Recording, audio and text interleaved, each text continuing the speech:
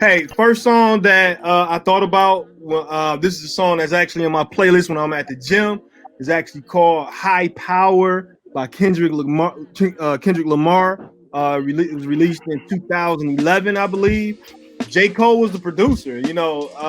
So outside of being a rapper, J.Cole also makes beats. It was off the Section 80 album from Kendrick Lamar, and I found this song very interesting because he talks about a lot of civil rights leaders, but he mentions Martin Luther King the most. And I'll read like some of his lyrics, like at the right when the song starts at the beginning. He says, "Visions of Martin Luther staring at me. Malcolm X put a hex on my future. Someone catch me.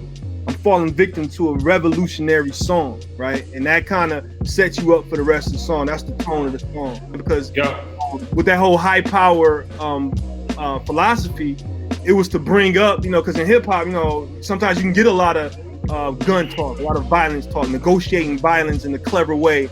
You know what I'm saying? And so, as a rapper, you're like, yo, do I have to do that? You know what I'm saying? Do I have to negotiate violence in a clever way? Or can I talk about this conflict I have with negotiating violence? You know what I'm saying? With Martin Luther King looking at me, with Malcolm X looking at me. Martin Luther King was a middle child. He was like stuck in between two generations. He was able to relate to younger people and really relate to older people. And that's what Kendrick Lamar, that's what J. Cole, that's what Wale, Big Crit, that whole boom bap, trap. I can rap about conscious stuff but still keep it funky and get a pop song out of you. You know what I'm saying? That's what Martin Luther King was that.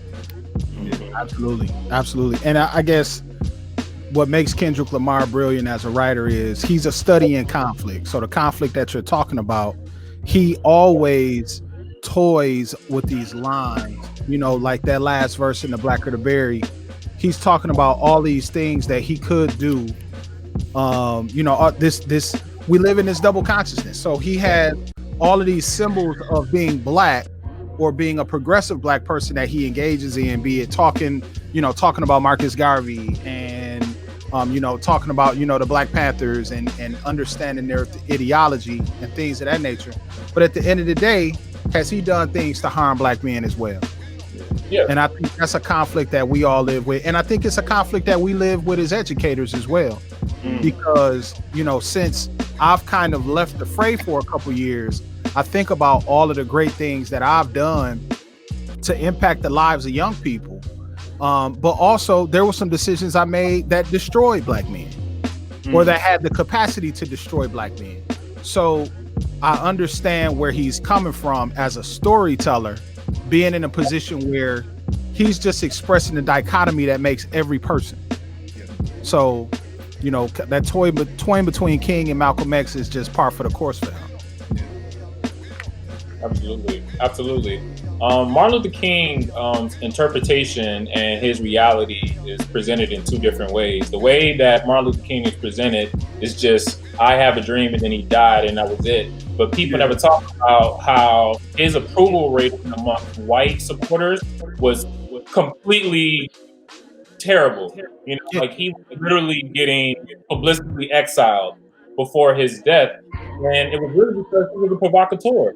And he was saying in his speech, he was trying to speak for the poor people. And when you're speaking for the poor people, you're not only speaking to the black constituents, but you're speaking to those white constituents that you're manipulating to be on your ticket, but deep down, your political motives are not going to benefit them. And this brother, these initiatives that he's putting together, this quote unquote socialism, you know what I'm saying?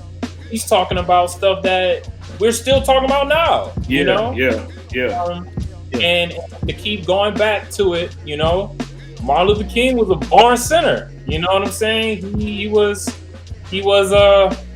what J. Cole said, and she knows. I feel like he said, this is Martin Luther King in the club getting dubs. Right. The bad shit in the club, and it's down to whatever. When the back in his mind is Coretta, just that middle child concept. I love to point that out because if you're a middle child, you are a rap intellect, you are a trap intellect, you are a ratchetemic, you are, you're educated, but you can break it down. And Kendrick Lamar, all those people, they're just examples of that, man. Definitely examples of God, man. On a different level, do you guys think that King, when looking through the history of hip hop, do you think that King is looked at as less than Malcolm X?